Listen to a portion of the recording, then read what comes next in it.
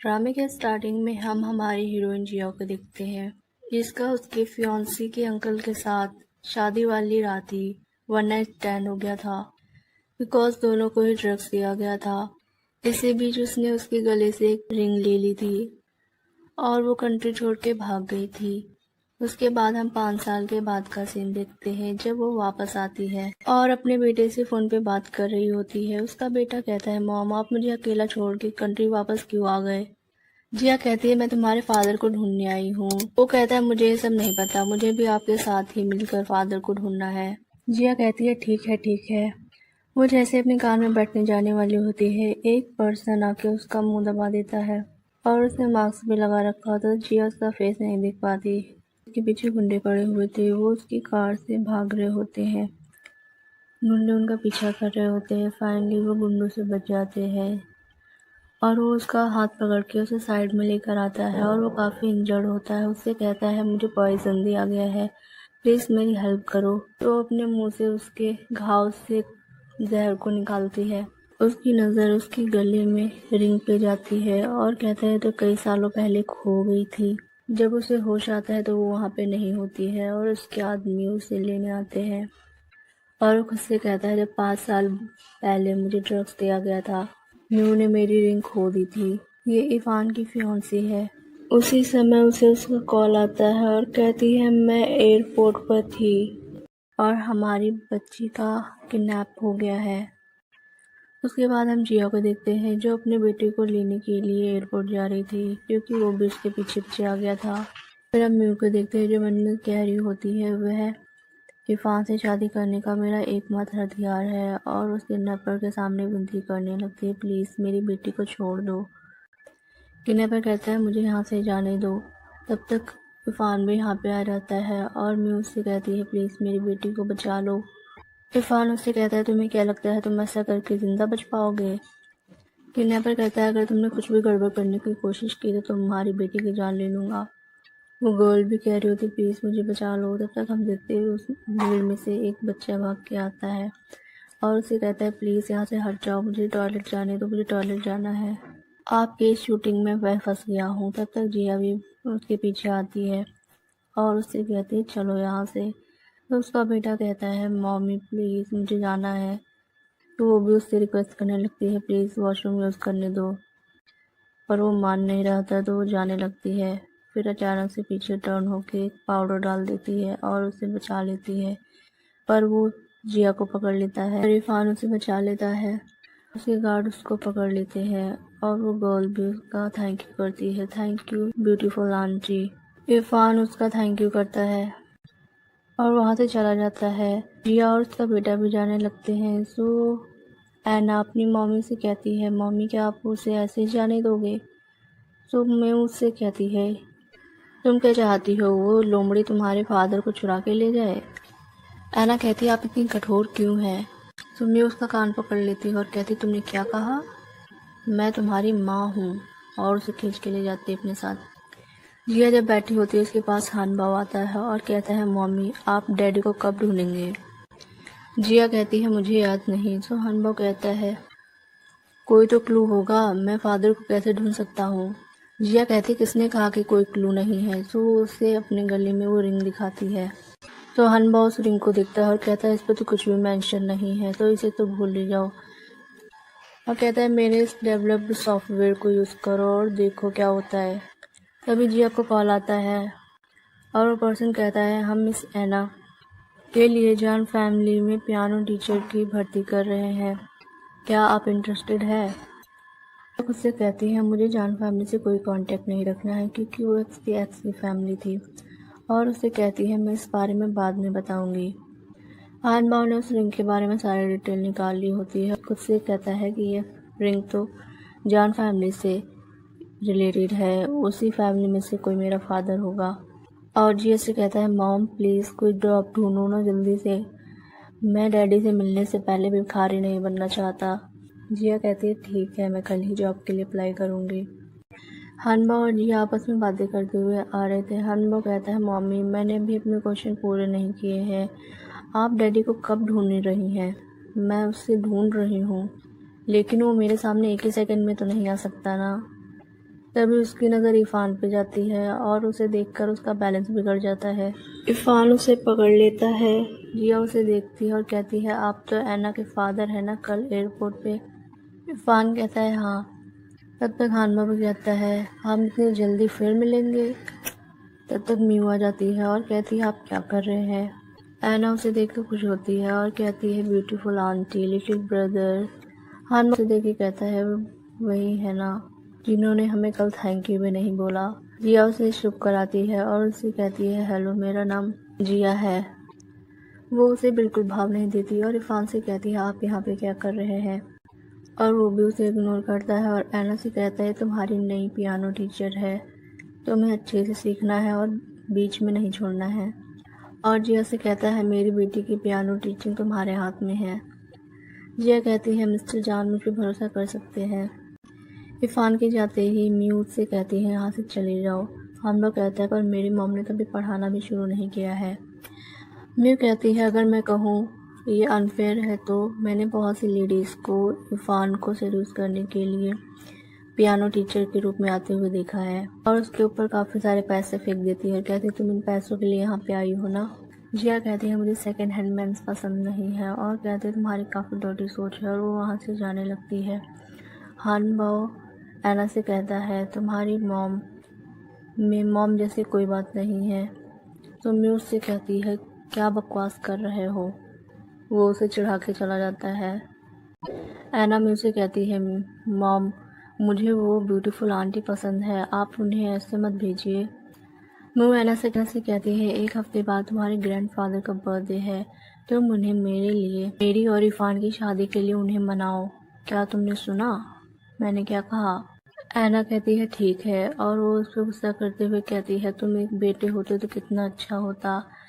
ऐना रोने और खुद से कहती है औरों की मॉम अपने बच्चों से कितना प्यार करती है और एक मेरी माँ है जो मुझसे प्यार नहीं करती। इरफान अपने घर वापस आता है तो देखता है ऐना और हानबा वहाँ पे खड़े हुए हैं। सो हानबा कहता है अंकल आपको पता था कि हम यहाँ पे हैं, आप हमें लेने के लिए आए हैं क्योंकि बारिश हो रही है।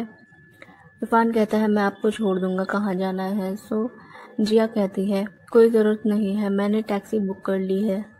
तभी उसे कॉल आती है कि टैक्सी ख़राब हो गई है। इरफान कहता है अब तो मेरी कार में बैठ सकती हो। जिया को मजबूरन कार में बैठना पड़ता है और उससे कहती है आपकी कार को गीली करने के लिए आई एम सॉरी। इरफान उसकी रिंग को देखना चाहता था। उससे कहता है क्या तुम मुझे एक बार देखने दोगी। हानबा से कहता है ये मेरे फादर का है, वह आपकी कैसे हो सकती है। इरफान कहता है क्या ये तुम्हारे फादर का है। जिया कहती है वो मेरे लिए बस यही छोड़ गए। इरफान कहता है आई एम सॉरी, और हानबा कहता है मॉम आपने मुझसे झूठ बोला। तो जिया उससे डांटती है, कहती है जब बड़े बीच में बात कर रहे हो तो बच्चों को नहीं बोलना चाहिए। मुझे तो बस इस बात की टेंशन है कि मुझे आपकी मिसेस ने गलत समझ लिया है।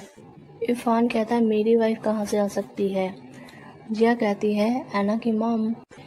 इरफान कहता है वो मेरे नाम माद की फियोंसी है। हानबा कहता है अंकल वो काफ़ी बुरी लेडी है।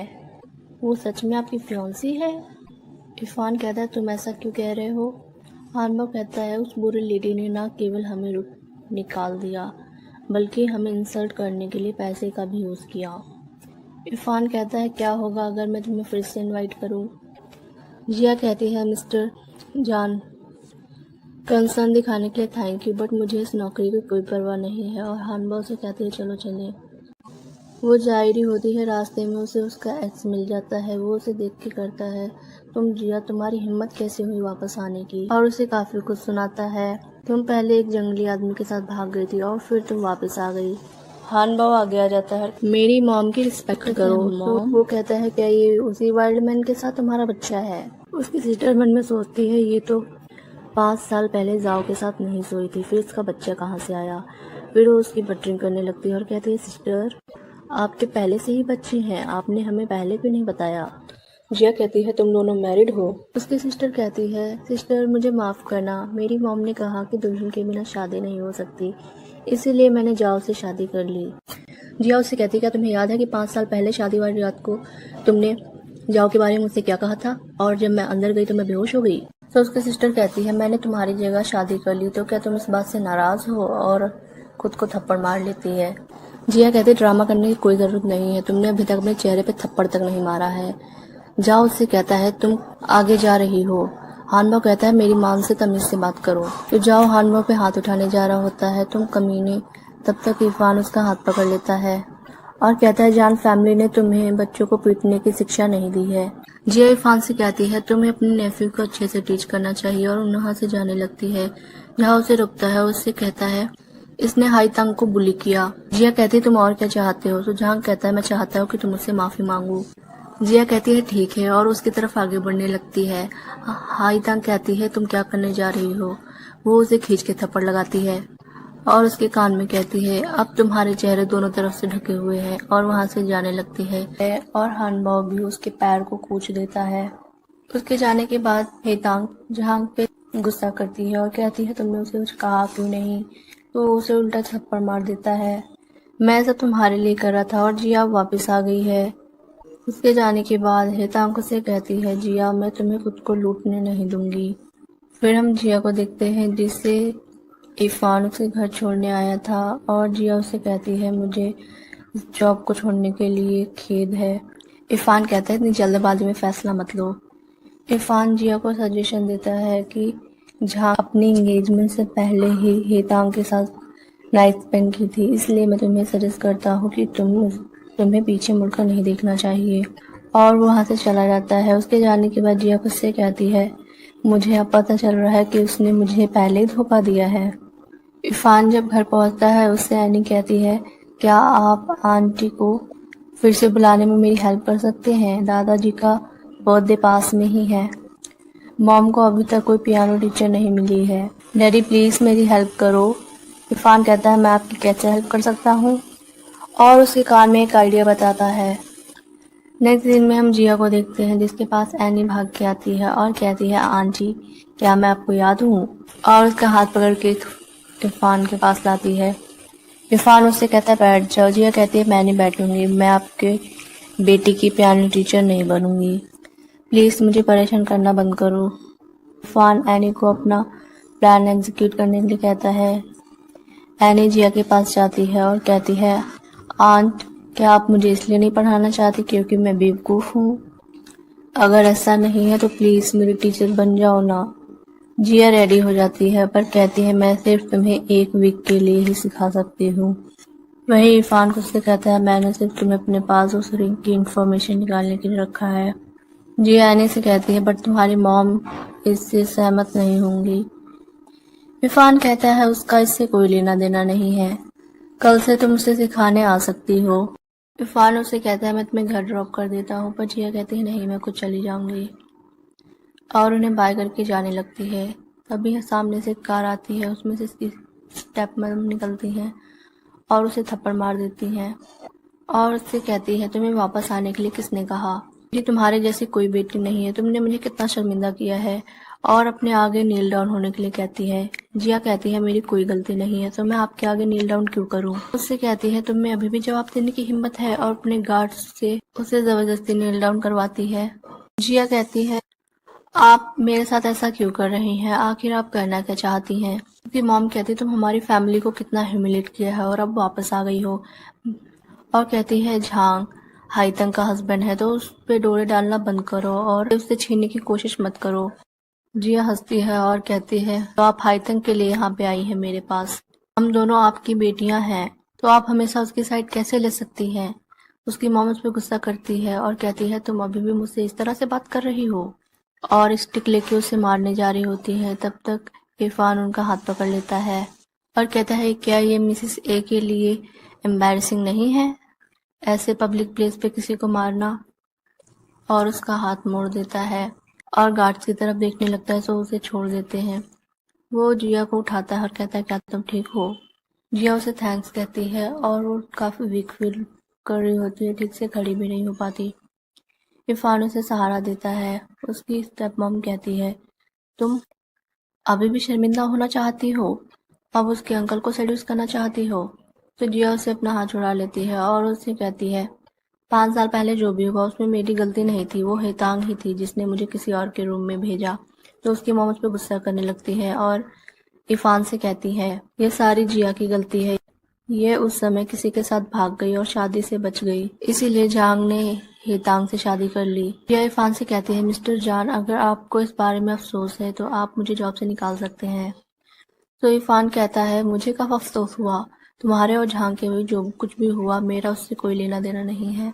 जिया कहती है, मुझ पर भरोसा करने के लिए थैंक यू, और वहां से जाने लगती है। तो उसकी माँ रास्ता रोक लेती है और कहती है, तुम्हें जाने के लिए किसने कहा, और उसका हाथ पकड़ लेती है और कहती है, चलो मेरे साथ घर चलो और हेतांग से माफी मांगो। इरफान उसे रोकता है और कहता है, वह अब मेरी डॉटर की टीचर है, बेहतर होगा कि आप उसके साथ पोलाइट रहे।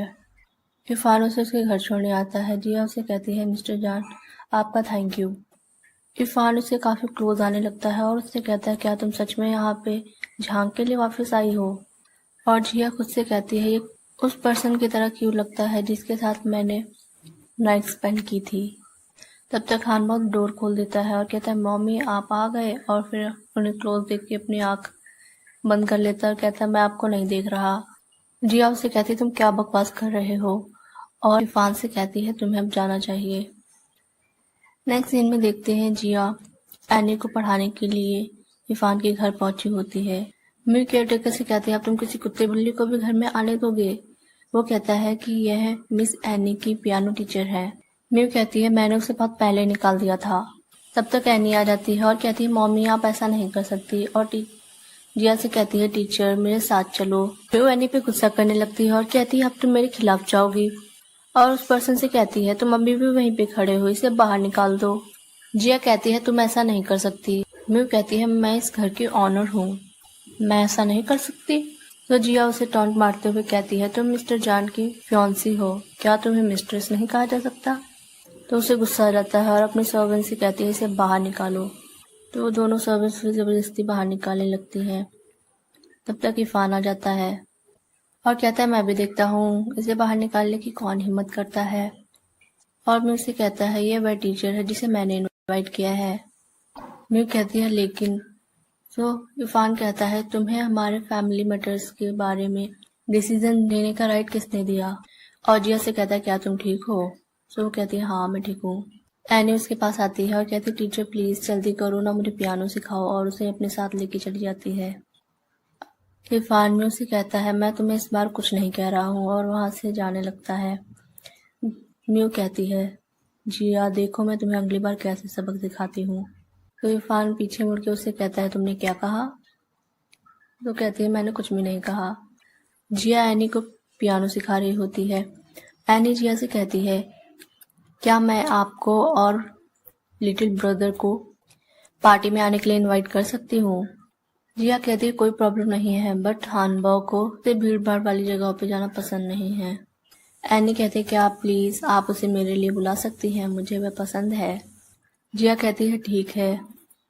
एनी कहती है, थैंक यू टीचर। और फिर हम फ्लैशबैक देखते हैं कि जिया ने ही एनी को बर्थ दिया था और म्यू उसे वहां से लेके आ गई थी। और नर्स जिया से कहती है कि तुमने एक मरे हुए बच्चे को जन्म दिया है। तो जिया कहती है, पर मैंने तो उसके रोने की आवाज़ सुनी थी।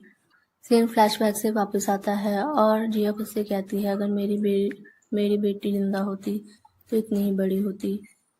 जिया जब जा रही होती तो म्यू उसका हाथ पकड़ लेती है और कहती है, तुम बहुत ही चालाक लोमड़ी हो। जिया उससे कहती है, तुम्हारी किस नज़र ने मुझे उसे सेड्यूस करते हुए देखा है। म्यू कहती है, तुम्हें उसने स्पेशली एनी की पियानो टीचर बनने के लिए इनवाइट किया और तुम्हें इस तरह से प्रोटेक्ट किया।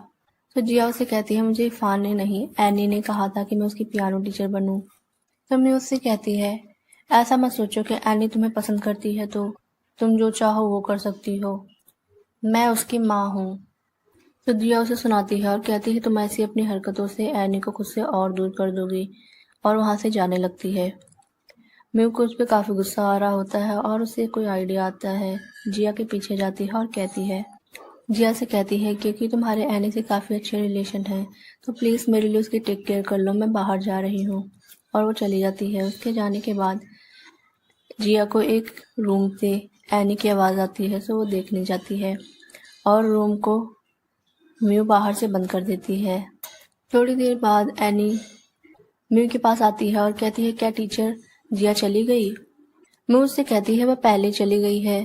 सो एनी कहती है, आप झूठ बोल रही हैं, क्योंकि अभी मेरा पियानो लेसन कंप्लीट नहीं हुआ है। और टीचर का फ़ोन अभी भी यहीं पे है। म्यू उस पर गुस्सा करने लगती है, उसके दोनों कान पकड़ लेती है और कहती है मैंने तुम्हें इतने सालों तक पाला है। तब तक इरफान आ जाता है और कहता है क्या हो रहा है। एनी उसके पास जाती है और कहती है डैडी टीचर नहीं मिल रही है।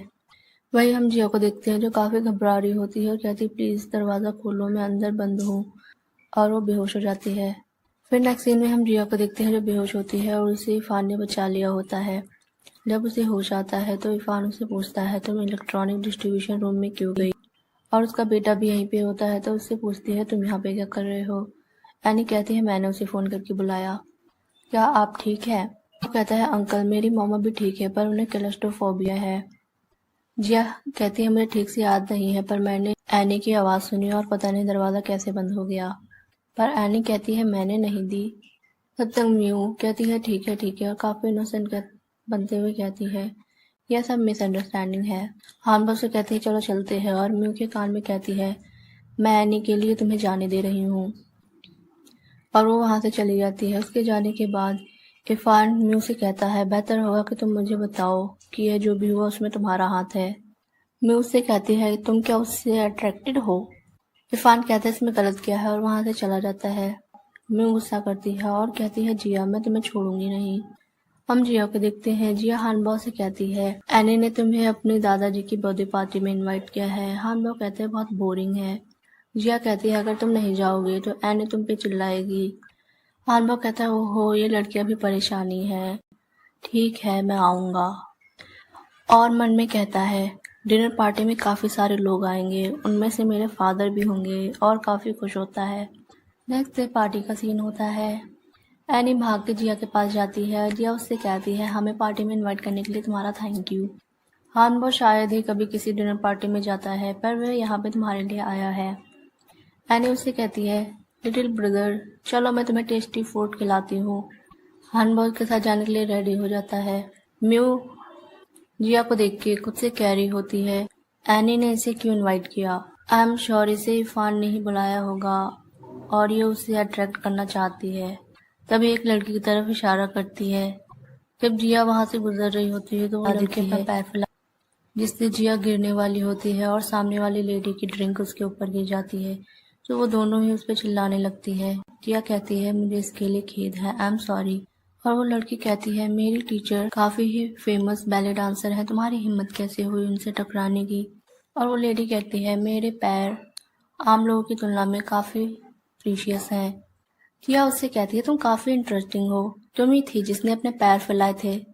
और वो लड़की उस पर गुस्सा करने जा रही होती है और कहती है ओह मुझे याद आया कि तुम अपनी शादी के दिन एक वाइल्ड मैन के साथ भाग गई थी जिसने जान फैमिली के यंग मास्टर को जाने दिया, फिर तुम फैमिली में शामिल होने की हिम्मत कैसे कर सकती हो। और कहती है तुम एक बेशर्म लेडी हो, यहाँ से बाहर निकलो। जिया कहती है कह लिया जो कहना था, अब मेरी बारी है। और वो उस लेडी को थप्पड़ लगा देती है। तो कहती है तुम्हारी हिम्मत कैसे हुई मुझे मारने की। जिया कहती है तुम्हें क्या लगता है कि मैं नहीं जानती कि तुम मुझे क्यों परेशान करना चाहती हो। तब तक एनी आ जाती है और कहती है मैंने देखा ये ही आंटी थी जिन्होंने अपने पैर फैलाए। वो एनी पे गुस्सा करने लगती है तुम छोटी लड़की, मैं भाभी मिसेस जान की फ्रेंड हूँ, तुम्हारी हिम्मत कैसे हुई मुझे एम्बेरस करने की। म्यू उसे जाने का इशारा करती है और वो भी वहां से जाने लगती है। तभी इरफान उसके पास आता है और कहता है यहीं पे रुको, और उससे कहता है घटिया ट्रिक्स खेलना बंद कर दो वरना रिजल्ट के लिए तुम ही रिस्पॉन्सिबल होगी। हानबो जिया के पास आता है और कहता है मम्मी क्या आप ठीक हो। जिया कहती है मैं ठीक हूँ, चिंता मत करो। तब तक झांग भी वहाँ पे आ जाता है और कहता है जिया तुम यहाँ पे क्या कर रही हो। हाईतंग जिया से अपने बेटे का इंट्रोडक्शन कराती है, कहती है ये मेरे और झांग का बेटा है। और उसका बेटा कहता है ये वही आंट है ना, इसके बारे में नानी ने मुझे बताया था, ये बहुत ही बदसूरत है। हानबो कहता है तुम्हारी हिम्मत कैसे हुई ऐसा कहने का, और उसे चिढ़ाता है। झांग उस पर गुस्सा हो जाता है और उस पर हाथ उठाने वाला होता है। इरफान उसका हाथ पकड़ लेता है, कहता है तुम अपनी लिमिट क्यों क्रॉस कर रहे हो। झांग अपने अंकल पर गुस्सा करने लगता है, आप उस जिया और उसके बेटे की साइड क्यों ले रहे हैं। सिक्योरिटी को बुलाने लगता है। तब तक उसके ग्रैंडफादर आ जाते हैं और कहते हैं किस बात पे बहस कर रहे हो। एना उनसे कहती है ब्रदर ने मेरे टीचर को बुली किया। तो ग्रैंडफादर कहते हैं क्या हुआ। झाओ कहता है बुली करने वाली जिया है, उसने मेरे चाऊ को बुली किया, आपको उसके लिए निर्णय लेना होगा। फिर वो जिया की तरफ देखते हैं और शौक होते हैं, कहते हैं कि क्या ये तुम्हारी फियांसी नहीं है। हानबो की तरफ देखते हैं और खुद से कहते हैं, यह तो बिल्कुल इरफान की तरह दिखता है जब वह बच्चा था। जिया कहती है, आपको जन्मदिन मुबारक हो। झांग कहता है, बकवास करना बंद करो और अपने बेटे से कहो जल्दी माफ़ी मांगे। हानबो कहता है, मैं माफ़ी क्यों मांगू पहले। जिया कहता है, जैसा कि उम्मीद थी। तुम्हारे पास माँ तो है, लेकिन तुम्हें तमीज़ सिखाने के लिए तुम्हारे पास फादर नहीं है। ग्रैंडफादर झांग पे गुस्सा करने लगते हैं और कहते हैं, अगर तुमने अपनी जीभ पे कंट्रोल नहीं किया तो तुम्हारी जीभ खींच लूंगा। झांग का बेटा कहता है, ग्रैंडफादर ये सब उस बुरी लेडी की गलती है, आप हमें क्यों डांट रहे हैं। ग्रैंडफादर कहते हैं, झांग तुमने मेरे परपोते को भी बुरी बातें सिखा दी, तुम सब बस मेरा जन्मदिन खराब करना चाहते हो। एना कहती है, नहीं ग्रैंडफादर, मैंने आपके लिए पियानो म्यूजिक प्रिपेयर किया है।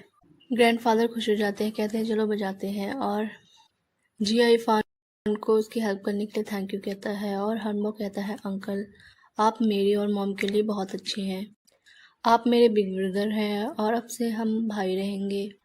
जिया कहती है, इसकी बातों को दिल पे मत लेना। एनी अपना पियानो प्ले करने के बाद जिया को अपने ग्रैंडफादर से मिलवाती है और कहती है, ग्रैंडफादर ये मेरी पियानो टीचर है, क्या आप सेटिस्फाइड हैं। ग्रैंडफादर कहते हैं, तो ये तुम्हारी पियानो टीचर है। तक न्यू आ जाती है और कहती है, आप डैड के बर्थडे पे टीचर जिया को पियानो म्यूजिक प्ले करने के लिए स्टेज पे क्यों नहीं जाने देते। ग्रैंडफादर कहते हैं, अभी तुम्हारी शादी नहीं हुई है तो इस तरह से मुझे डैड बुलाना तुम्हारे लिए ठीक नहीं है। म्यू कहती है, सॉरी अंकल जान, पर मैंने सुना है कि आपको लिज्जत की वाटर फैंटेसी बहुत पसंद है। तो ग्रैंडफादर जिया को यही म्यूज़िक प्ले करने के लिए कहते हैं, पर जिया कहती है, इस म्यूज़िक को प्ले करने के लिए मुझे 4 हाथों की ज़रूरत है, मुझे नहीं पता कि मेरा कोई पार्टनर बनने के लिए तैयार है या नहीं। तो सभी लोग बातें करने लगते हैं, कहते हैं ये अपनी शादी वाले दिन किसी और के साथ भाग गई थी और उसकी कैरेक्टर को लेकर उंगली उठाने लगते हैं और उसका पार्टनर बनने के लिए कोई आगे नहीं आता। तो इरफान उसका पार्टनर बनता है। म्यू का प्लान तो जिया को इंसल्ट करने का था, बट वो भी फेल हो गया।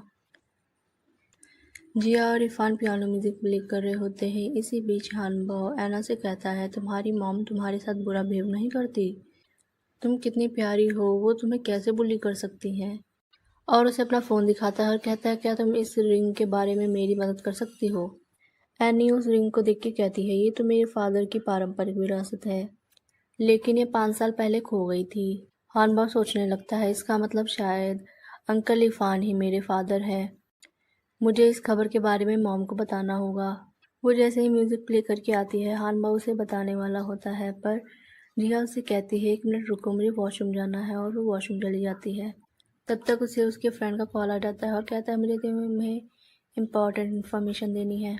और उससे कहता है, जिसे तुम ढूंढ रही हो वह भी इसी शहर में ही है।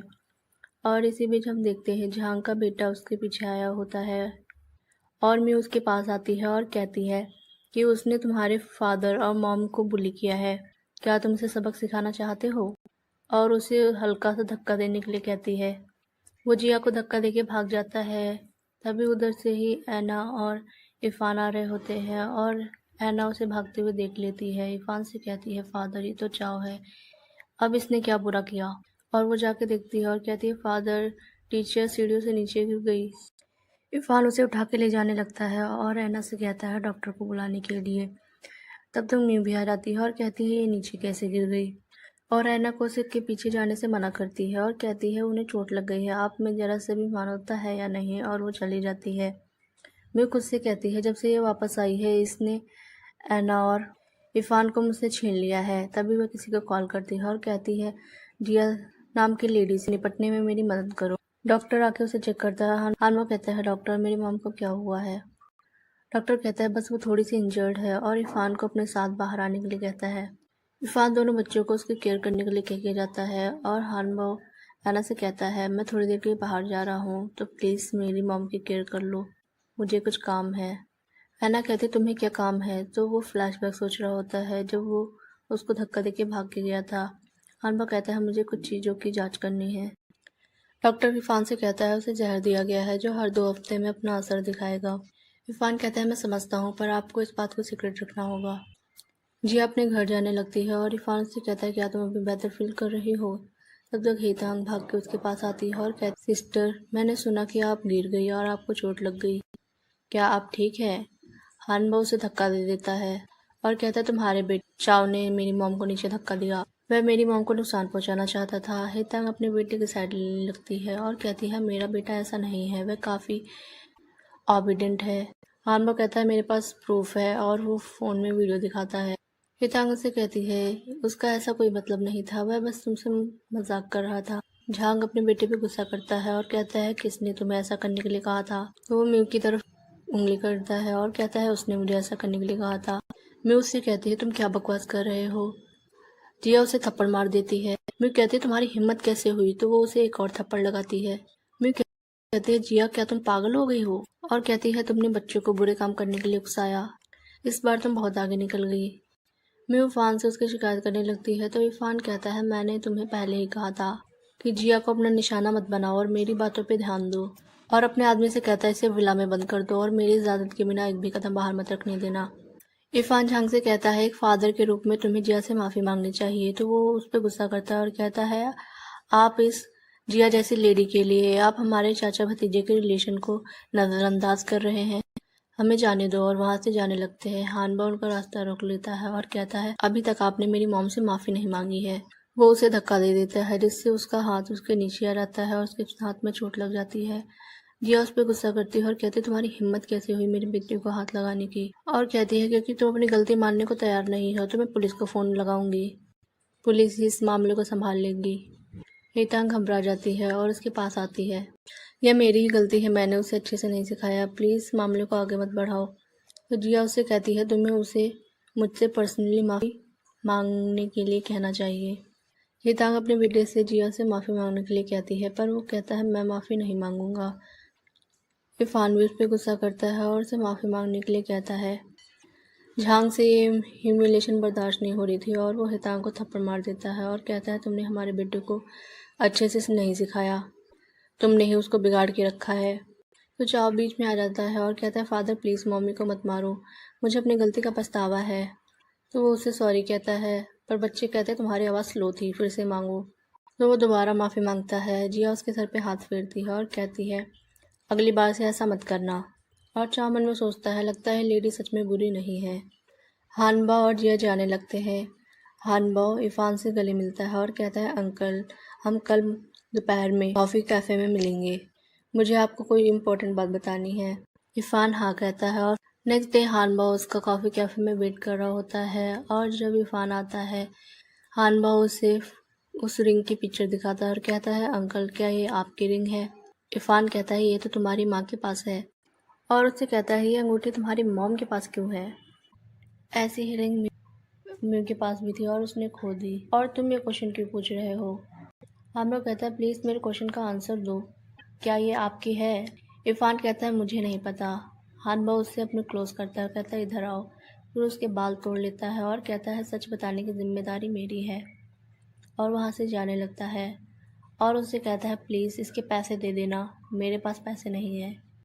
तभी उसे उसके असिस्टेंट का कॉल आता है और उसे इन्फॉर्मेशन देता है गो ग्रुप के प्रेसिडेंट आपसे 3 दिनों में बिजनेस पे चर्चा करने के लिए मिलना चाहते हैं। इरफान कहता है मीटिंग फिक्स कर दो, मैं ज़रूर पार्ट लूँगा। जिया कहीं जा रही होती है। हानबा उसका रास्ता रोक लेता है और कहता है मॉम आप कहाँ जा रही हो। तो जिया कहती है आपके गॉडफादर को बिजनेस पे कोई डिस्कशन करनी है, सो उसी में उनकी हेल्प करने के लिए मैं बाहर जा रही हूँ। और उससे कहते हैं हम वापस आके बात करेंगे। हानबा खुद से कहता है इसके बारे में मॉम को बताने से पहले मुझे डीएनए टेस्ट के रिजल्ट का वेट करना चाहिए।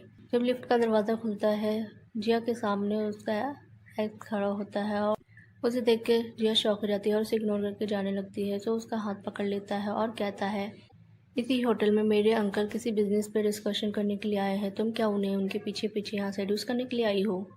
जिया कहती है बकवास बंद करो। वो उससे कहता है मैंने तुम्हें इतने सालों से टच भी नहीं किया था, मैंने सोचा था तुम एक बोरिंग और हार्श हो, तो क्यों ना आज इस मौके का फ़ायदा उठाया जाए, और अपने आदमियों को उसका पीछा करने के लिए लगा देता है। जिया वहाँ से भागने लगती है और होटल के सभी रूम के दरवाजे चेक करती है, कोई तो खुला हो, कहीं उसे रास्ता मिल जाए। तो उसे एक रूम खुला मिलता है और वो उसमें चली जाती है और वो इरफान का रूम होता है। और उसे देख के वो कहता है तुम यहाँ क्या कर रही हो। फिर हम झाओ को देखते हैं और वो उसका पीछा करते करते यहाँ पे आता है। तो उस रूम को देखता है और कहता है ये तो मेरे अंकल का रूम है, और कहता है अंकल क्या आप अंदर हैं। जिया उसे अपने बारे में ना बताने के लिए कहती है और वो कहता है तुम यहाँ पे क्या कर रहे हो। झांग उससे कहता है क्या आपने जिया को देखा है। वो उसके बारे में बताने ही वाला होता है पर जिया चाहती थी कि वो उसे ना बताए, तो उसे जल्दी से किस कर लेती है। तो इरफान भी उसे रिटर्न बैक किस करता है और झांग वो रूम में देखने के लिए आता है कि क्या चल रहा है। जिया अपने आप को हाइड कर लेती है और इरफान उस पर चिल्लाता है और कहता है तुम्हें अंदर आने किसने दिया, और वो वहाँ से चला जाता है। इरफान उसे सॉरी कहता है और जिया उससे कहती है मुझे नहीं पता था कि ये आपका कमरा है। झांग ने मेरा पीछा किया और मैं इस रूम में आ गई, अब मैं जाती हूँ। जब जिया रूम से बाहर निकल ली होती है, इरफान का असिस्टेंट उसे देख लेता है। उसे देख के वो थोड़ा शॉक होती है और चली जाती है। वो जाके उसे इन्फॉर्मेशन देता है कि गू ग्रुप के रिप्रेजेंटेटिव आ गए हैं। सो उसे कहता है उन्हें वेट करने के लिए कहो, मैं आता हूँ। सिस्टम से देख के कहता है मिस जिया आप यहाँ पे क्या कर रही हैं। तो वो कहती है मैं गू ग्रुप की रिप्रेजेंटेटिव हूँ, क्या आप ही किंग हैं। तो उससे कहता है मैं नहीं, और इरफान की तरफ इशारा करता है। फिर वो उसे देख के वो शॉक होती है और कहती है क्या आप किंग हैं। उसे देख के वो काफ़ी एम्बैरेस हो रही होती है और अपने फ्रेंड जिसकी जगह वो मीटिंग के लिए आई थी और कहती है गुशान इस बार तुमने मुझे मार डाला। इरफान उससे कहता है मुझे उम्मीद नहीं थी कि टीचर जिया गो ग्रुप की रिप्रेजेंटेटिव हैं, और उसे बैठने के लिए कहता है। जिया काफ़ी अनकंफर्टेबल फील कर रही होती है और उसे कहती है मुझे वॉशरूम जाना है। जब वो वॉशरूम जाती है उसे पीछे से एक पर्सन किडनैप कर लेता है। फिर हम हानबाओ को देखते हैं जिसे डीएनए टेस्ट की रिपोर्ट मिल गई थी और वो सारी पॉजिटिव होती हैं। तभी वो अपने फ़ोन को देखता है और घबरा जाता है। भागते हुए वह इरफान के पास आता है। काफ़ी देर हो गई थी और वो अपने असिस्टेंट को ऑर्डर देता है, कहता है देखो कि अभी तक जिया वापस क्यों नहीं आई। तब तक हानबा उसके पास भागते हुए आता है और इरफान उसे देख के कहता है आप यहाँ क्या कर रहे हैं। हानबा उसे कहता है अंकल प्लीज़ मेरी जल्दी से मदद करो, मॉम प्रॉब्लम में है। मॉम ने मुझे डेंजर का सिग्नल दिया है और मेरे फ़ोन में अलार्म बज गया। तब तक उसका असिस्टेंट आके उसे बताता है मैंने सीसीटीवी चेक किए, मिस जिया को एक आदमी लेकर गया है जिसने काले कपड़े पहन रखे थे। इरफान उससे कहता है पूरे शहर में उसकी तलाश करो। फिर हम जिया को देखते हैं जिसे होश आता है और वह हेल्प के लिए चिल्लाती है। वो किडनैपर उसके पास जाता है और कहता है तुम क्यों चिल्ला रही हो, तुम्हारे लिए मुझे कोई 5 लाख दे रहा है, और उसके साथ बदतमीजी करने लगता है। तब तक इरफान आता है और उसे बचा लेता है। जिया बेहोश हो जाती है। जब उसे होश आता है तो इरफान उसके पास बैठा होता है और उसके कोट में देखती है उसकी हेयर पिन होती है और खुद से कहती है ये इसके पास क्या कर रही है। इरफान की जब आँख खुलती है तो उसे एक दवाई देता है। तो जिया कहता है मुझे इसे किसने पीने के लिए कहा, मैं बीमार नहीं हूँ। इरफान उससे कहता है क्या तुम्हें पूरे शरीर में वीकनेस नहीं फील हो रही है, कभी कभी चक्कर आते हैं। तो जिया कहती है आप कैसे जानते हैं। तो इरफान उसे बताता है कि तुम्हें नहीं पता कि तुम्हें पॉइज़न दिया गया है, और उसे कहता है तुम कैसे भूल गए कि एक पर्सन ने तुम्हें बंधक बनाया था और तुमने उसकी पॉइज़न निकालने में हेल्प की थी। वही पॉइज़न अब जिया पे असर दिखा रहा था। सो जिया कहती है तो तुमने मुझे पहले ही पहचान लिया था। इरफान कहता है मैं तुम्हारे अनपॉइजन होने का वेट कर रहा हूँ। इरफान उससे कहता है अगर मुझे एंटीबॉडीज़ मिल जाए तो मैं तुम्हें बचा सकता हूँ। इरफान उसके घर छोड़ने जा रहा होता है और कहता है हानबा तुम्हारे लिए काफ़ी घबरा गया था और वह तुम्हें बचाने के लिए मेरे पास आया था। वो उसे उसके घर ड्रॉप करता है। जिया कार से निकल के बाहर जाने लगती है। इरफान भी उसके पीछे पीछे आ रहा होता है बट वो उससे इरिटेट हो रही होती है और कहती है अब मैं अपने घर पहुंच गई हूँ फिर भी तुम मेरा पीछा क्यों कर रहे हो। इरफान उसे एंटीबॉडीज़ के लिए अपना खून देना चाहता था पर जिया उसे कहती है तुम्हारा खून ख़राब है, मुझे इस बारे में सोचने दो। इरफान उससे कहता है इसमें सोचना क्या है। तब तक उसे पीछे से कोई आवाज़ देता है। वो उसका फ्रेंड होता है जिसने इन 5 सालों में उसके साथ दिया होता है और ग्रुप का रिप्रेजेंटेटिव, और उसे कहता है मुझे हानबा ने बताया कि तुम्हारा किडनैप हो गया है तो इसीलिए मैंने इमीडिएटली फ़्लाइट बुक की और तुम्हारे लिए यहाँ पे आ गया। क्या तुम इंजर्ड हो। वो कहती है मैं ठीक हूँ, चिंता मत करो। और इरफान के बारे में पूछता है ये कौन है। तो जिया उसे बताती है कि वह किंग है और वो उसे थैंक यू कहता है और कहता है मेरी फैमिली का ध्यान रखने के लिए आपका शुक्रिया। हम अपने प्रोजेक्ट के बारे में किसी और दिन डिस्कशन करेंगे। इरफान की तो उम्मीदों पे पानी फिर गया था और वो मन में कहता है तुम पहले ही, और वहाँ से चला जाता है। तभी हानबा पीछे से आता है और कहता है उस रिंग और डीएनए टेस्ट के बारे में बाद में डिस्कशन करेंगे। शाओनान जिया से कहता है, मैं नहीं चाहता कि तुम जान फैमिली से ज़्यादा क्लोज हो या उनमें घुलो मिलो, और यहाँ आते वक्त मैंने तुम्हारे उस केस की इन्वेस्टिगेशन की और इसमें मिस्टर इरफान की फियांसी का हाथ है। उसे तुमसे क्या प्रॉब्लम है? तो जिया उसे बताती है कि मैं अभी मिस्टर इरफान के घर पे उनकी बेटी को पियानो सिखाती हूँ और उसे लगता है कि मैं उसके फियांसी को फंसाना चाहती हूँ। जिया कहती है, इसे तो सबक सिखाना पड़ेगा। इरफान अपने असिस्टेंट से पूछता है, उस आदमी ने बताया कि इस घटना के पीछे किसका हाथ था? तो वो कहता है कि उसके कहने के अनुसार उसने ऐसा मिस म्यू के कहने पे किया। इरफान कहता है, ये फिर से क्यों है, यह आखिर करना क्या चाहती है? फिर हम जिया को देखते हैं जो म्यू के पास जाती है और वो काफ़ी गुस्से में होती है। उसके हाथ में एक बोतल भी होती है और उसे ज़बरदस्ती वो पिलाना चाहती थी। म्यू उससे कहती है, तुम क्या कर रही हो, क्या तुम पागल हो गई हो? जिया कहती है, तुम्हारी हिम्मत कैसे हुई मुझे बुली करने की, और यह एसिड है जो मैं तुम्हें पिला के रहूँगी। म्यू कहती है, मैं इरफान की फियांसी हूँ, तुम मेरे साथ ऐसा नहीं कर सकती। पर जिया तो मान ही नहीं रही होती है। तब तक इरफान आ जाता है। वो भाग के उसके पास जाती है और कहती है, मेरी हेल्प करो। इरफान उससे कहता है, क्या तुम इस मैटर को मेरे ऊपर छोड़ सकती हो? जिया हाँ कहती है। म्यू उससे कहती है, लेडी मुझे मारना चाहती है, उसे बाहर निकालो। इरफान उस पर उसकी हरकतों के लिए गुस्सा करता है और उसे पुलिस स्टेशन भेजने के लिए कहता है। म्यू कहती है, तुम मेरे साथ इतने क्रूर कैसे हो सकते हो? और वो जिया पे गुस्सा करने लगती है और कहती है, जब से तुम आई हो एनी और इरफान दोनों ही बदल गए हैं। मुझे तुम्हें पहले ही मार देना चाहिए था। तब तक एनी आ जाती है। वो उसके पास जाती है और कहती है, प्लीज़ अपने डैड को मेरे लिए मना लो, वो मेरे साथ ऐसा ना करे। क्या तुम मेरी बेटी नहीं बनना चाहती? एनी कहती है, मुझे आपकी जैसी मॉम नहीं चाहिए, और उससे गार्ड लेके चला जाता है। उसके बाद जिया उस बॉटल के लिक्विड को पीने लगती है और इरफान उसे देख के शॉक होता है। जिया उससे कहती है, तुम्हें क्या लगा? तो इरफान उसे थम्स अप दिखाता है। एनी उसके पास भाग के आती है और उसे माफ़ी मांगने लगती है। जिया कहती है, तुम्हें अपनी मॉम के गलत कामों की मुझसे माफ़ी मांगने की ज़रूरत नहीं है। एनी कहती है, थैंक यू, और कहती है, अगर आप मेरी मॉम होती तो कितना अच्छा होता। जिया और इरफान दोनों ही एम्बैरेस फील करने लगते हैं।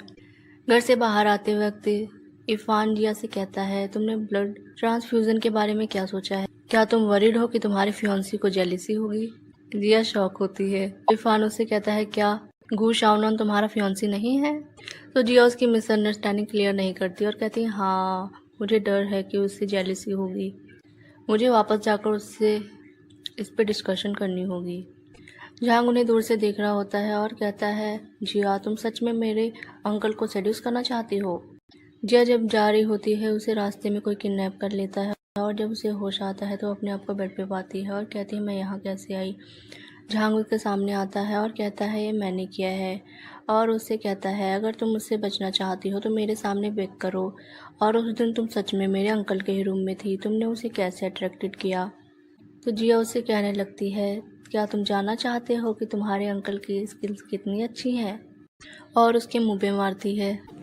उसे काफ़ी गुस्सा आ जाता है और कहता है, तुम्हारी ये हिम्मत, और उसके साथ ज़बरदस्ती करने लगता है। तब तक इरफान आ जाता है और उसे एक किक मारता है और जिया के पास जाता है। कहता है, क्या तुम ठीक हो? जिया कहती है, हाँ मैं ठीक हूँ, प्लीज़ मुझे यहाँ से ले जाओ।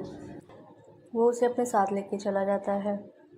कार में जिया काफ़ी हॉट फील कर रही होती है और उसे कहती है, प्लीज़ मेरी हेल्प करो।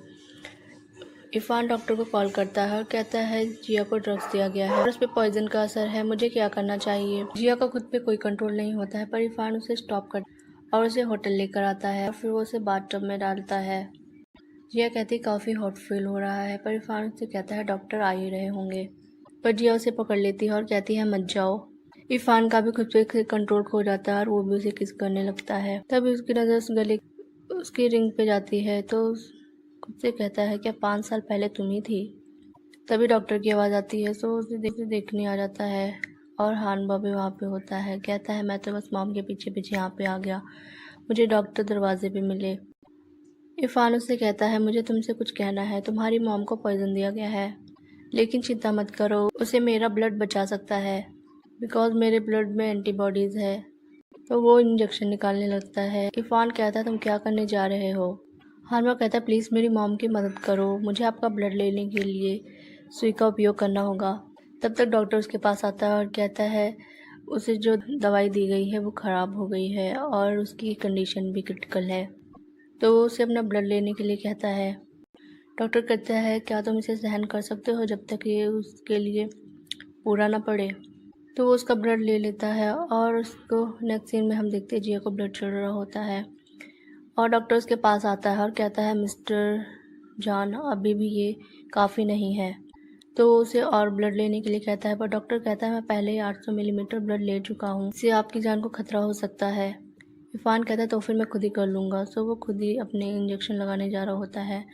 हानबा उसे रुकता है और कहता है मैं नहीं चाहता कि आपके साथ कुछ हो, पर इरफान नहीं मानता और बेहोश हो जाता है। फिर हम नेक्स्ट सीन में जिया को देखते हैं जिसे होश आ जाता है। हानबा उसे कहता है मम्मी क्या आप ठीक है, आपने मुझे इसके बारे में नहीं बताया, मैं आपसे गुस्सा हूँ। जिया उसे सॉरी कहती है और कहती है मैं नहीं चाहती कि तुम किसी भी मेरी फ्यूचर प्रॉब्लम के बारे में चिंता करो। और वो उससे इरफान के बारे में पूछती है। हानबा कहता है आपको ब्लड देने के बाद वो बेहोश हो गए। हानबा उसका और ब्लड लेने जा रहा होता है। जिया कहती है कहाँ जा रहे हो। तो वो कहता है मैंने सुना है कि उनका ब्लड आपके लिए अच्छा है तो मैं और ब्लड लेने जा रहा हूँ। जिया उसे रोकती है। हानबा कहता है कि आप उन्हें लाइक करती हैं। जिया कहती है वह अभी तक ठीक नहीं हुआ है, अगर वह मुझे और ब्लड देगा तो क्या वह मर नहीं जाएगा। हानबा खुद से कहता है लगता है मुझे अब सच बताना ही होगा और मन में कहता है मुझे कहते हुए शर्म तो आ रही है, पर भागते हुए इरफान के पास जाता है और कहता है डैडी आप यहाँ हैं, मुझे आपसे कुछ कहना है। इरफान उसे कहता है क्या तुम्हारे डैडी भूषावनान नहीं है। हानबा कहता है नहीं वो मेरे डैडी नहीं है। तो इरफान खुद से कहता है जिया तुमने मुझे धोखा दिया। हानबा उसे डीएनए रिपोर्ट का फोल्डर देता है और कहता है प्लीज़ इसे खोल के देखें। तब तक इरफान को कॉल आ जाती है जो कि म्यू की होती है और वो यहीं हॉस्पिटल आई होती है। वो उसे मिलने जाता है और कहता है क्या हुआ एनी को। फिर हम फ्लैशबैक देखते हैं। म्यू और इरफान के बिग ब्रदर का चक्कर चल रहा होता है। तभी एनी उन्हें देख लेती है और कहती है मम्मी अंकल आप दोनों क्या कर रहे हो। वो उससे कहती है तुमने गलत समझ लिया है। जिया कहती है नहीं मुझे डैडी को बताना होगा और वहाँ से भाग के जाने लगती है। तभी सीढ़ियों से उसका अंकल उसे धक्का दे देता है और सीन फ्लैशबैक से वापस आता है और कहता है वह हॉस्पिटल में एडमिट है। वह तुमसे मिलना चाहती थी। जब वह सीढ़ियों से नीचे उतरी उसका एक कदम हवा में पड़ा और वो नीचे गिर गई। हानबा कहता है क्या तुम सच कह रही हो, मुझे फीलिंग आ रही है कि तुम झूठ बोल रही हो। तो म्यूज पे गुस्सा करती है और कहती है तुम क्या बकवास कर रहे हो। और इरफान से कहती है एनी मेरी बायोलॉजिकल डॉटर है, मैं भला उसे नुकसान कैसे पहुंचा सकती हूँ। उसका ब्रदर कहता है यह सच में एक्सीडेंट था। इरफान म्यू से कहता है अगर मुझे सच पता चला तो फिर मैं तुम्हें छोड़ूंगा नहीं। म्यू उसके बिग ब्रदर से कहती है तुमने देखा वह उसके जिया के बेटे के लिए कितना अच्छा है और पता नहीं वो मेरे से शादी करने के लिए अनिच्छुक क्यों है। तो वो कहता है अगर तुम इन 5 सालों में उसके बच्चे से प्रेग्नेंट हो जाती तो ऐसा कुछ नहीं होता। म्यू कहती है तुम्हें क्या लगता है मैंने कोशिश नहीं की। मैं जब भी उसके क्लोज जाती हूँ वो शांति से मुझे दूर कर देता है, क्या उसके साथ कुछ गड़बड़ है। तो वो उसे एक बोतल देता है और कहता है यह मेडिसिन उसे दे दो, अगर वो नॉर्मल रहता है तो तुम्हें पता चल जाएगा कि क्या उसके साथ कुछ गड़बड़ है। फिर हम जिया को देखते हैं जो उनकी बातें सुन रही होती है और खुद से कहती है यह तो म्यू की आवाज़ है, पर उसके बगल में कौन है। और उससे कहता है कि एनी तुम्हारी बायोलॉजिकल डॉटर नहीं है। म्यू वो मेडिसिन एक नर्स को देती है और उसे एनी में इंजेक्ट करने के लिए कहती है। वो नर्स एनी को जब मेडिसिन इंजेक्ट करने वाली होती है तभी जिया आ जाती है और उसे अपने साथ लेकर चली जाती है। हानबा उसे कहती है जब तक मैं आती हूँ इसका टेक केयर करना। और फिर वो नर्स के पास जाती है और कहती है तुम्हारी हिम्मत कैसे हुई इसे हार्म करने की। तब तक इरफान आ जाता है और जिया से कहता है तुम यहाँ पे क्या कर रही हो। जिया इरफान से कहती है आप सही समय पर आए, ये लेडी एनी को नुकसान पहुंचाना चाह रही थी और मेरे पास प्रूफ भी है। वो उसे सीसीटीवी की रिकॉर्डिंग दिखाती है। इरफान नर्स से कहता है तुम जीवित रह के थक गई हो क्या, और अपने असिस्टेंट से कहता है इसे जेल में डाल दो। वो नर्स अपना हाथ छुड़ा के म्यू के पास जाती है और कहती है प्लीज़ मुझे बचा लो, मैंने वही किया जो आपने मुझे करने को कहा था। म्यू उसे थप्पड़ मार देती है और कहती है पहले तो तुमने मेरी बेटी को नुकसान पहुंचाया और अब अपने आप को बचाने के लिए तुम्हें माफ़ी मांगने की हिम्मत है। जिया म्यू से कहती है मैं तुम्हें अच्छी तरह से जानती हूँ। वो कहती है तुम्हारा मतलब क्या है। और इरफान को सजेशन देती है बेटर होगा कि आप अपनी फियांसी का असली चेहरा जल्द ही देख लें, बाद में पछताने से अच्छा है। नेक्स्ट सीन में हम देखते हैं म्यू इरफान को मेडिसिन में ड्रग्स मिला के देती है। तब तक जिया आ जाती है और उसे पीने के लिए मना करती है, पर उसने थोड़ा सा पी लिया होता है और उसे बताती है कि इसमें इसने ड्रग्स मिलाया है। म्यू उस पर गुस्सा करती है और कहती है तुम अंदर कैसे आई, तुम्हें किसने अंदर आने दिया? हमारी जान फैमिली में जब देखो तब मुंह उठा के चली जाती हो, यहाँ से निकलो। पर इरफान म्यू पे गुस्सा करता है और कहता है तुम्हारी हिम्मत कैसे हुई मुझे ड्रग्स देने की? 5 साल पहले भी तुमने ही मुझे ड्रग्स दिया था, मेरी ज़िंदगी से निकल जाओ। म्यू कहती है तुम मेरे साथ ऐसा नहीं कर सकते, मैं एनी की मॉम हूँ।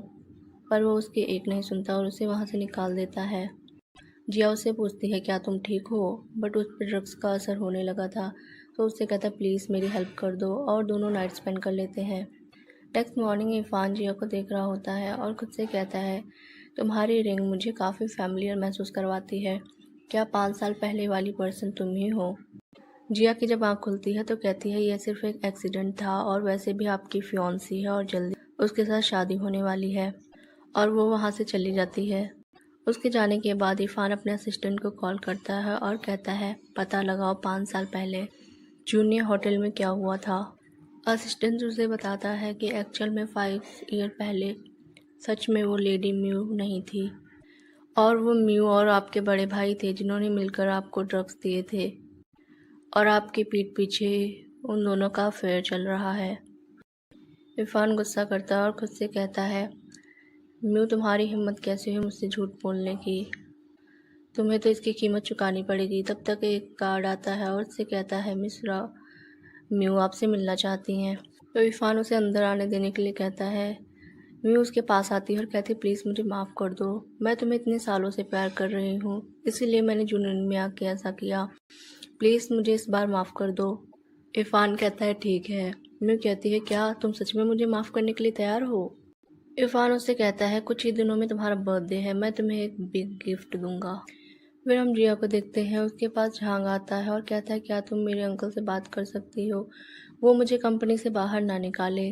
और उसे बताता है मुझे पता चला कि 5 साल पहले जो तुम्हारे साथ हुआ वह सब हेतांग की गलती थी, उसने मुझे सेड्यूस किया और हमारी शादी की एक रात पहले तुम्हारे भागने के सारे अरेंजमेंट किए, जिससे मैंने तुम्हें गलत समझा।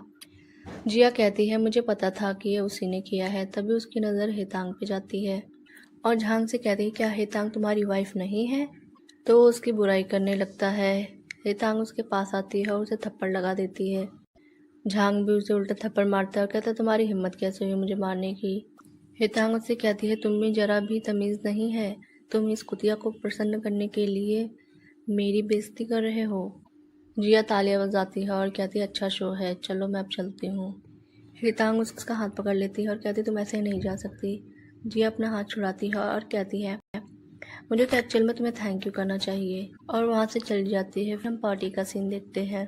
उसकी फ्रेंड उससे कह रही होती है ये पार्टी मिस्टर जान ने आपके लिए स्पेशली प्रिपेयर की है, लगता है वो आपको प्रपोज करना चाहते हैं, जब आप उनकी मिसेस बन जाएंगी तो हमें भूल मत जाइएगा। वहीं म्यू खुद से कह रही होती है जल्द ही मेरी इरफान से शादी हो जाएगी और एनी को हॉस्पिटल में ही मार दिया जाएगा, फिर हमारे और इरफान के बड़े भाई के अफेयर के बारे में किसी को नहीं पता चलेगा। तब तक जिया वहाँ पे आ जाती है। म्यू उससे कहती है मैंने तुम्हें स्पेशली इनवाइट किया है यह दिखाने के लिए तुम्हारी एक्चुअल में रियल आइडेंटिटी क्या है। जिया उससे कहती है तुम यह सब मिस्टर जान के दम पे कह रही हो ना, और उसे टोंट मारते हुए कहती है वो तो तुम्हारी तरफ देखता भी नहीं है, और उसे सुना के चली जाती है। म्यू के पास एक वेटर आती है और कहती है मिस्टर जान आपका होटल की छत पे वेट कर रहे हैं। म्यू वहाँ जाती है और कहती है तुम नीचे क्यों नहीं आए, सभी तुम्हारा वेट कर रहे हैं। वहाँ पे उसका बड़ा भाई जान फैंग होता है और उसे पीछे से हक कर लेता है। म्यू कहती है तुम यहाँ पे क्या कर रहे हो? वो कहता है क्या तुमने मुझे यहाँ नहीं बुलाया? और उसे कहता है आज तुम्हारा बर्थडे है। उसके साथ रोमांटिक होने लगता है। फिर हम जिया को देखते हैं जिसके पास एक पर्सन आता है और कहता है मैं तुम्हारे साथ टोस्ट करना चाहता हूँ। तब तक इरफान आ जाता है और उसे वहाँ से भगा देता है। जिया उससे कहती है मिस्टर जान आपका क्या मीनिंग है? इरफान उससे कहता है तुम्हें फ्यूचर में किसी अनदर मैन के साथ ड्रिंक करने की परमिशन नहीं है। जिया कहती तुम्हारा मतलब क्या है? इरफान उससे कहता है तुम्हें कुछ ही सेकंड पता चल जाएगा, और स्टेज पे जाके सभी से कहता है आज मिस म्यू का बर्थडे है तो मैंने उनके लिए एक गिफ्ट प्रिपेयर किया है, और होटल रूम की रिकॉर्डिंग प्ले कर देता है जहाँ पे म्यू उसके बड़े भाई के साथ होती है। सभी वो वीडियो देख के बातें करने लगते हैं। तब तक म्यू भी आ जाती है। म्यू जिया के पास जाती है और कहती तुम्हारी हिम्मत कैसे हुई ऐसा करने की? जिया कहती ओह हेलो ये सब मैंने नहीं किया है। तो वो उसका गला पकड़ने जा रही होती है और कहती तुम्हारे अलावा कौन कर सकता है? तब तक इरफान उसका गला पकड़ लेता है और नीचे गिरा देता है और कहता है, म्यू तुम बहुत ही घटिया हो। उसका बड़ा भाई उसे सफाई देने लगता है और कहता है, इसने ही मुझे सेड्यूस किया। वो जिया का हाथ पकड़ के जाने लगता है। म्यू उसका पैर पकड़ लेती है और कहती है, मेरा विश्वास करो, तुम्हारे अलावा मेरे पास कोई नहीं है। इरफान कहता है, फिर तुम इस बात को एक्सप्लेन कैसे करोगी, मेरी रिंग जिया के पास क्यों है? और जिया से कहता है, तुमने जो रिंग पहन रखी है वो तुम्हें कहाँ से मिली? वही जिया मन में सोचने लगती है कि जिसे मैं ढूंढ रही हूँ क्या वो इरफान ही है, पर वो ऐना का फादर है। तो जिया उससे कह देती है, मैंने इसे पाई थी। वही म्यू मन में सोच रही होती है, अगर मैंने इसे सच बता दिया, जिसने इसके साथ नाइट स्पेंड की थी वो जिया थी, तो ऐना का मामला भी छिपा नहीं रह पाएगा। और इरफान से कहती, प्लीज़ मेरी एक्सप्लेनेशन सुनो। इरफान कहता है, मुझे अपने गंदे हाथों से मत छुओ और तुम्हें जल्द ही मुझसे झूठ बोलने की कीमत पता चल जाएगी। और उसे ले जाने के लिए कहता है। तब तक ऐना आ जाती है। म्यू उससे कहती है, प्लीज़ अपने डैडी को मेरे लिए मनाओ। ऐना कहती है, मुझसे दूर रहो। और इरफान के पास जाके कहती है, उस दिन मुझे जिन्होंने धक्का दिया था वो अंकल ही थे। वो कहता है, तुम मेरे बारे में ऐसा कैसे कह सकती हो?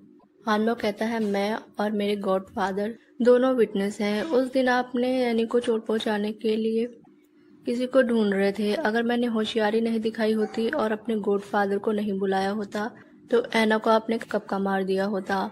वहीं ऐना इरफान से कहती है, मुझे अंकल और मम्मी ने सीढ़ियों से धक्का दे दिया क्योंकि मैंने उनकी चोरी पकड़ ली थी और मुझे हॉस्पिटल में भी मारने की कोशिश की। रोने लगती है और कहती है, मॉम बहुत बुरी है। तब तक उसे ग्रैंडफादर आ जाते हैं और कहते हैं, रो मत। और कहते हैं, वह तुम्हारी असली माँ नहीं है। इरफान को डीएनए रिपोर्ट देते हैं। इरफान म्यू से कहता है, इसका क्या मतलब है? म्यू उससे कहती है, मैं उसकी माँ हूँ, मैंने उसे इतने सालों से पाला है।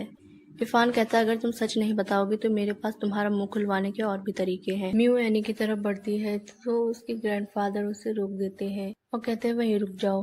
म्यू उनसे कहती है, बूढ़े आदमी तुम्हें क्या हो गया है? तुमने इतने सालों से मुझे जान फैमिली में एंटर नहीं करने दिया। तो वो कहते हैं कि तुम डिजर्व ही नहीं करती। म्यू कहती है, तो क्या वो जिया डिजर्व करती है? वह झांग की एक्स फियांसी है। अगर ये बात सामने आती है तो मैं भी देखती हूँ आप अपनी इज्जत कैसे बचाते हैं। इरफान अपने गार्ड्स को उसे ले जाने के लिए ऑर्डर देता है। ग्रैंडफादर अपने बड़े बेटे से कहते हैं, क्या तुम्हें अपने बायोलॉजिकल ब्रदर के साथ ऐसा करते हुए शोभा देता है? वो कहता है, ये सब कहने के लिए मुझे म्यू ने ही कहा था, उसी ने मुझे बहकाया था। तो ग्रैंडफादर उस पर गुस्सा करते हैं। तब तक उनका ग्रैंडसन आ जाता है और अपने ग्रैंडफादर और इरफान के पैरों में पड़ के माफ़ी मांगने लगता है, बट वो उन्हें माफ़ नहीं करते और दोनों को ही घर से निकाल देते हैं। उनके जाने के बाद ग्रैंडफादर जिया से कहते हैं, मुझे नहीं पता कि तुम्हारा और इरफान का क्या रिलेशन है, पर तुम्हारा एक बेटा है और पता नहीं उसका बायोलॉजिकल फादर कौन है, इसीलिए बेटर होगा कि तुम और इरफान डिस्टेंस मेंटेन करके रखो। जिया कहती है, मुझे भी जैन फैमिली में शादी करने में कोई दिलचस्पी नहीं है। इरफान अपने फादर से कहता है, फादर मैं अब से जिया के साथ आगे बढ़ना चाहता हूँ, पर वो कहते हैं मैं इससे एग्री नहीं करता। और तब तक शाओनान आ गया जाता है और कहता है, तुम्हारे प्यार के लिए धन्यवाद, पर जिया मेरी फियांसी है। और जिया इरफान से कहती है, क्योंकि इस रिंग का मालिक मिल गया है सो मैं इसे तुम्हें वापस कर रही हूँ और कुछ ही देर में मेरी और शाओनान की शादी है। आशा करती हूँ कि आप उसमें शामिल होंगे। और वहाँ से चली जाती है। उसके जाने के बाद जिया इरफान से कहती है कि म्यू मेरी मॉम नहीं है और मैं उनकी बेटी भी नहीं हूँ, फिर मेरी मॉम कौन है? ग्रैंडफादर इरफान को जल्द से जल्द ऐनी की बायोलॉजिकल मॉम ढूंढने के लिए कहते हैं और कहते हैं उसके बाद ही तुम्हें जान फैमिली का असली वारिस घोषित किया जाएगा। फिर हम झांग को देखते हैं, उसके पास हेतांग आती है। वो उस पर गुस्सा करता है और कहता है, अब तुम्हारे पास क्या है मेरे लिए? अगर तुमने उसे अपने रास्ते से ज़बरदस्ती ना हटाया होता तो वह इरफान को कैसे पसंद करती? आज मेरे अंकल मुझे और मेरे फादर को घर से बाहर निकालना चाहते हैं। क्या तुम सेटिस्फाइड हो? हितांग उससे कहती है, क्या हम डिवोर्स ले रहे हैं? तुम मेरे साथ ऐसा नहीं कर सकते। झांग कहता है, अगर तुमने मेरे और जिया के बीच के झगड़े का फायदा नहीं उठाया होता तो मैं तुमसे कभी शादी नहीं करता। और वहां से चला जाता है। वहीं हेतांग मन में जिया पे गुस्सा कर रही होती है और कहती है, तुमने मुझे इस तरह से हर्ट किया, अब मैं तुमसे तुम्हारी सबसे कीमती चीज छीन लूंगी। होटल से बाहर आकर जिया कहती है, मैंने इरफान को धोखा दिया। तो शाओनान कहता है, इरफान ही हानबाओ का बायोलॉजिकल फादर है और कहता है मैंने अंदर जो भी कहा वह सब सच था। पर जिया उससे कहती है आई एम सॉरी, तुमने 5 सालों में मेरी और हानबाओ की बहुत अच्छी केयर की, उसके लिए मैं तुम्हारी आभारी हूँ, लेकिन यह प्यार नहीं है। और वहाँ से जा रही होती है। वहीं शाओनान से कहता है हम बचपन से साथ में बड़े हुए हैं, मैंने तुम्हें झांग के साथ प्यार में पड़ते हुए देखा, उसके बाद वो और हितांग साथ में हो गए, अब तुम उसके अंकल के प्यार में पड़ रही हो, क्या तुम एक बार मेरी तरफ मुड़ के नहीं देख सकती हो। फिर हम हानबाओ को देखते हैं जो एनी से बात कर रहा होता है। उससे कहता है मेरा कोई फादर नहीं है। एनी उससे कहती है मेरी कोई मॉम नहीं है, तो क्या हम न्यू फैमिली बना सकते हैं। हानबाओ उससे कहता है वह एक स्कम बैग है, वह मेरी मॉम के लायक नहीं है। तो एनी उससे कहती है कि उनका रिलेशन सिर्फ एक ही वुमेन के साथ था और उसने म्यू को भी निकाल दिया है, यहाँ तक कि उनके सेक्रेटरी भी मेल है। हानबाओ के मन में एक थॉट आता है कि अगर 5 साल पहले इरफान और जिया ही मिले थे तो फिर एनी उसकी बायोलॉजिकल डॉटर हो सकती है। हानबाओ उससे उसकी बर्थ डेट पूछता है। जब जिया उसके पास आती है तो वो कहता है मॉम मैं बहुत ऊब गया हूँ, हम बाहर चल के क्यों नहीं खेलते। फिर हम जिया को ड्राइव करते हुए देखते हैं, उसकी कार एक दूसरी कार से टकरा जाती है। फिर हम देखते हैं वो इरफान की कार होती है। इरफान जिया को टिस करते हुए कहता है कि वह गु शाओनान नहीं है, अब तुम कौन सा बहाना बनाओगी। तो जिया उससे कहती है चिंता मत करो, दुनिया के सारे अगर मैन मर भी जाएंगे तब भी मैं तुमसे प्यार नहीं करूंगी।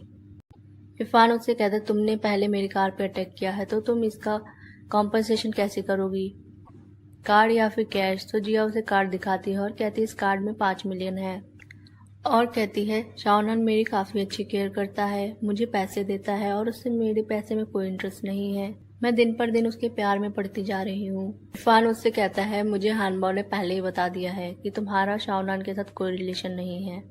हानबाओ जिया से कहता है मॉम सॉरी, मैं पहले अंकल की हैंडसम फेस में फ्लैट हो गया था।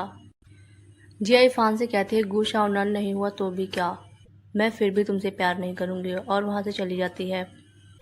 हानबाओ एनी को गले मिलता है और एनी का बाल तोड़ लेता है, और हम देखते हैं कि इरफान ने भी जिया के बाल तोड़ लिए थे और उसे अपने असिस्टेंट को डीएनए टेस्ट करने के लिए देता है। फिर हम जिया को देखते हैं जिसे किसी की कॉल आती है। असिस्टेंट इरफान के पास भाग के आता है और बताता है कि म्यू भाग गई है। फिर हम जिया को देखते हैं जो म्यू से मिलने आई होती है और कहती है तुम यहाँ पे क्या कर रही हो। म्यू कहती है तुमने मुझे इरफान से क्यों दूर किया, मैंने तुमसे पूछा, और इस दुनिया में बहुत सारे लोग मर क्यों नहीं जाती। जिया कहती है रस्सी जल गया पर बल नहीं गया। मैं उससे कहती है तुमने 5 साल पहले एक बेटी को जन्म दिया था। जिया उससे कहती है तुम्हें कैसे पता, क्योंकि तुमने जब अपनी बेटी को बर्थ दिया था मैं वहीं पे थी, मुझे उम्मीद नहीं थी कि तुम इतनी कठिन जिंदगी जी पाओगी, मुझे तुमसे छुटकारा पाने के लिए कोई नहीं मिला, पर तुम्हारी बेटी के लिए मुझे अफसोस है। जिया उसका गला पकड़ लेती है और कहती है तुमने मेरी बेटी के साथ क्या किया। म्यू कहती है मैंने उसे अपने हाथों से गला दबा के मार डाला। म्यू कहती है इरफान के साथ 5 साल पहले मैं सोने वाली थी, तुमने मेरी जगह ले ली, तो इसकी कीमत तुम्हारे बेटी को चुकानी पड़ी। क्या उससे कहती है मैं तुम्हें मार डालूंगी।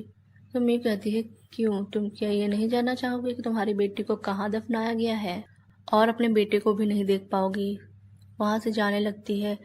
जिया उसके बाल पकड़ लेती है और कहती है अगर मेरे बेटे को कुछ भी हुआ तो मैं तुम्हें छोड़ूंगी नहीं। जिया काफ़ी वरीड होती है, तभी उसके पास इरफान आता है और कहता है मैंने सुना म्यू ने तुम्हें मिलने के लिए बुलाया था, सब ठीक है ना। तो जिया उसे रोते हुए बताती है कि उसने हानबाओ के साथ कुछ किया है। तब तक एनी उसके पास भाग के आती है और कहती है फादर, मुझे बचाने के लिए हानबाओ को किसी ने किडनैप कर लिया है। इरफान कहता है चिंता मत करो, सब ठीक हो जाएगा। फिर हम किडनैपर्स को देखते हैं जो म्यू से फ़ोन पे बात कर रहे होते हैं और उसे बताते हैं वो छोटी लड़की भाग गई पर हमने उस लड़के को किडनैप कर लिया है। वहीं हानबाओ सोचता है मुझे यहाँ से निकलने का कोई रास्ता सोचना होगा। फिर वो सांस फूलने का नाटक करने लगता है। किडनैपर उससे पूछता है तुम्हें क्या प्रॉब्लम है। वो कहता है मुझे मेडिसिन चाहिए, मेरा इन्हेलर घर पे ही छूट गया है और मेरी मेडिसिन केवल सिटी सेंटर हॉस्पिटल में ही मिलेगी। किडनैपर आपस में बातें करने लगते हैं अगर ये मर गया तो हमें कुछ भी नहीं मिलेगा और ये हॉस्पिटल यहाँ से ज़्यादा दूर नहीं है। फिर हम जिया और इरफान को देखते हैं। जिया म्यू के पास आती है और कहती है मुझे मेरा बेटा वापस कर दो। जिया उससे कहती है मुझे सिर्फ इरफान में इंटरेस्ट है, अगर तुम उसे मुझे वापस कर दो तो मैं तुम्हें तुम्हारा बेटा लौटा दूंगी। इरफान कहता है तुम सपना देख रही हो। तो म्यू उससे कहती है अगर तुम मेरी बात नहीं मानोगे तो उस लड़के को अनदर सिटी में बेच दिया जाएगा। जिया घबरा जाती है और इरफान से कहती है, प्लीज़ जल्दी करो, इस पागल लेडी से शादी कर लो। इरफान उसे काम डाउन करवाता है और कहता है वह तुमसे झूठ बोल रही है। मियो आगे कहती है उसके साथ पता नहीं क्या किया जाएगा, उसके हाथ पैर काट दिए जाएंगे। इरफान उससे कहता है चुप रहो। मियो कहती है मैं तो बस इतना कहना चाहती हूँ कि वो बिना शरीर के ही मर जाएगा। तब तक इरफान को किसी का कॉल आता है और वो जिया से कहता है कि मुझे हानबाव का पता चल गया है, और वो वहाँ से जाने लगते हैं।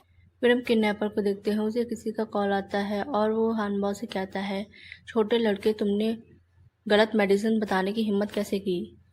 इतनी कॉन्फिडेंस के साथ हमसे झूठ बोला, अभी बताता हूँ। तब तक हानबाव कार से निकल जाता है और वहाँ से भागने लगता है। फिर हम चाव को देखते हैं जो उसका हाथ पकड़ के उससे साइड में ले आता है। हानबाव उससे कहता है तुम मेरी हेल्प क्यों कर रहे हो? तो चाव से कहता है मैंने अपनी मॉम को और म्यू को साथ में मिलकर तुम्हारे किडनैपिंग का प्लान बनाते हुए सुना। हानबाव कहता है पर तुम मुझे डिसलाइक नहीं करते हो, फिर तुम मुझे क्यों बचा रहे हो?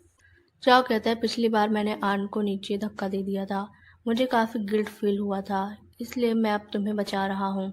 तब तक वो किडनैपर उसे भी पकड़ लेता है, उन्हें कार में डाल के ले जाने लगता है।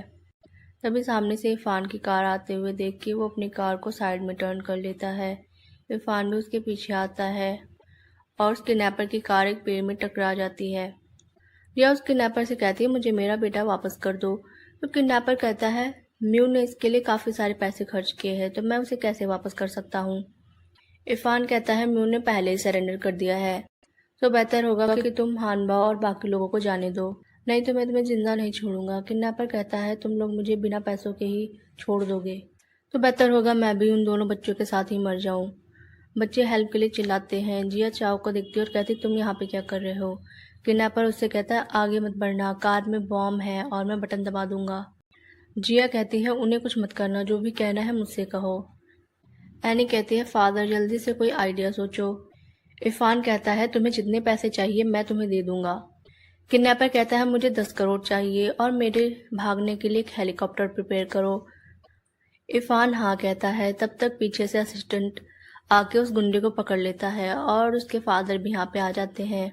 इरफान और जिया कार का दरवाज़ा खोलने का ट्राई करते हैं। तब तक वो किडनैपर अपने आप को छुड़ाकर एनी को पकड़ लेता है, पर जिया एनी को बचा लेती है। वहीं ग्रैंडफादर देख के सोच रहे होते हैं कि उसने एनी की जान बचाने के लिए अपनी जान जोखिम में डाल दी। इरफान उस पर ऐसा करने के लिए गुस्सा करता है और हानबाव उसके लिए वरिड होता है और कहता है मॉम आपने मुझे डरा ही दिया। जिया कहती है चिंता मत करो मैं ठीक हूँ। फिर हम इरफान को जिया की चोट पे दवा लगाते हुए देखते हैं। जिया कहती है रहने दो मैं खुद कर लूँगी, पर इरफान कहता है नहीं मैं कर देता हूँ, अगर टाइम पे इसकी केयर नहीं की तो फिर इंजरी बढ़ सकती है। तक हम हेतांग को देखते हैं जो भाग के चाव के पास आती है और कहती है मैंने सुना तुम्हारा किडनैपिंग हो गया था, तुम्हें कहीं चोट तो नहीं लगी, मुझे देखने दो। चाव कहता है मैं ठीक हूँ। वही हेतांग इन सब के लिए जिया को रिस्पॉन्सिबल ठहराने लगती है। तब तक झाव आ जाता है, उस पर गुस्सा करता है और कहता है तुम्हें ज़रा से भी शर्म बाकी है तो यहाँ से चलो।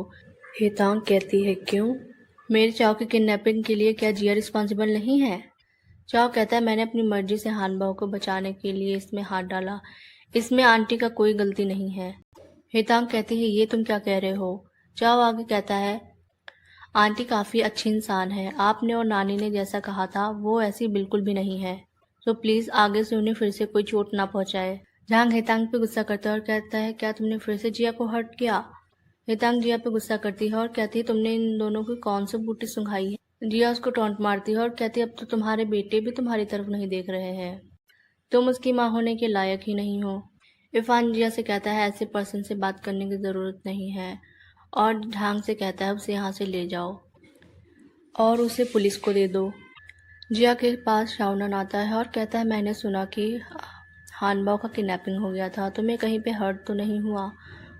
जिया कहती है मैं ठीक हूँ। तब तक उसके पास एक नर्स आती है और कहती है एनी के फैमिली रिलेटिव कौन है, उसे अर्जेंट RH नेगेटिव ब्लड चाहिए।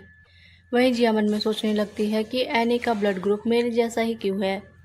जिया अपना ब्लड दे देती है और शाओनन उससे कहता है कि तुम्हारा और एनी का ब्लड ग्रुप एक ही जैसा है, क्या तुमने सोचा है कि एनी तुम्हारी बेटी हो सकती है? पर जिया म्यू को बातों को सोचती है कि उसने उसकी बेटी का गला दबा के मार डाला। तो उससे कहती है कि मेरी बेटी पहले ही मर चुकी है। वहीं हानबा मन में कह रहा होता है, मॉम अगर आप थोड़ी देर और वेट कर लो तो आपको पता चल जाएगा कि एनी आपकी बेटी है या नहीं। एनी को हॉस्पिटल से छुट्टी मिल गई होती है, तो जिया उसे घर छोड़ने आई होती है।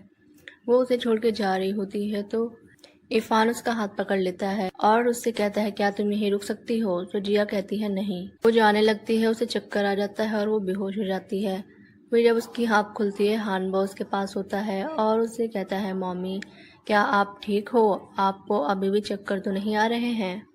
जिया हानबा से कहती है, चलो घर चलते हैं। तब तक इरफान का असिस्टेंट आता है और कहता है कि यंग मास्टर का ऑर्डर है, आप जब तक ठीक ना हो जाए आप यहाँ से नहीं जा सकती हैं। हानबा भी जिया से कहता है कि आप में अभी भी पॉइजन का असर है और आपको इरफान अंकल के ब्लड की ज़रूरत है। एनी भी कहती है, आप असिस्टेंट अंकल को नहीं हरा सकती, बेहतर होगा कि आप यहीं रहें। तो जिया हानबा से कहती है, मैं अभी तुम्हारे गॉडफादर को फ़ोन करती हूँ, वह अपने कुछ लोगों को यहाँ पे भेज दे। हानबा और एनी निराश हो जाते हैं। फिर वो दोनों साइड में जाके बात करते हैं।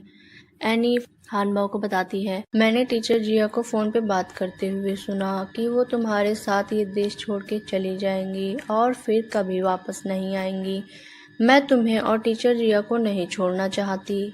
वही हानबा मन में सोच रहा होता है, डीएनए के रिजल्ट आने तक मैं मॉम को यहाँ से नहीं जाने दे सकता। और एनी से कहता है, मेरे पास एक आइडिया है, मैं मॉम को यहाँ पे रोकने में तुम्हारी मदद करूँगा। और दोनों जिया के पास जूस लेके जाते हैं और उसे पीने के लिए देते हैं।